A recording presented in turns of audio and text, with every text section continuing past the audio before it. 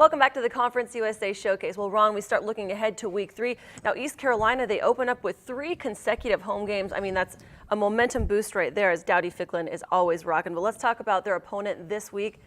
It's a lofty one, Virginia Tech. Well, you know, you have a school from the ACC coming in, and at the beginning of the year, the coaches look at their schedule and say, okay, good news is we've got 3 home games to start the season. The bad news is we got to make up those away games later on. But East Carolina has got to take advantage of this. This is one of those games that coaches would call a signature win. You beat a school like Virginia Tech that has a reputation from an FBS major school. That's a big victory for you. So I think that right now East Carolina's got to come out. They've got to start fast in that football game. This could be a huge win for them if they pull off the upset. Well, let's talk about Rice. They come off a bye week, an early bye week in the season. They face Kansas. Now, you'll remember Boswell, the leg, got the big kick, and they beat Kansas last year when they faced off. The pride of Keller, Texas. Keller, Texas produces a ton of kickers, I'll tell you what. This is a big game for Rice. They've had a week off. Sometimes coaches don't want that bye week early in the season because you want to get that momentum going. This probably came at a good time.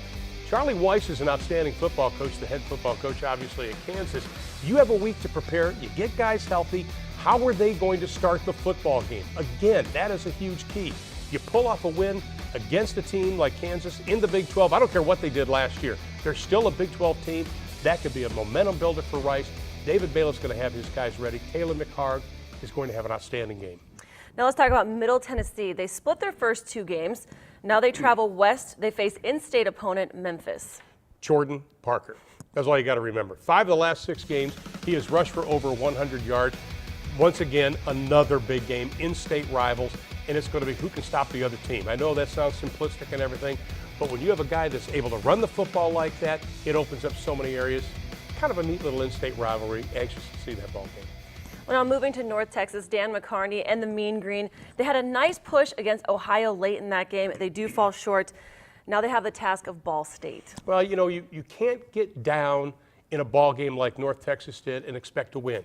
You've got to come out, again, start the game on the road. You got to smack guys in the face. If there's a positive side, I think, for Dan McCarney, it's the fact his team didn't pitch a tent. They didn't say, let's get on the bus and get out of here. And Derek Thompson, their quarterback, he's been producing every game so far this year.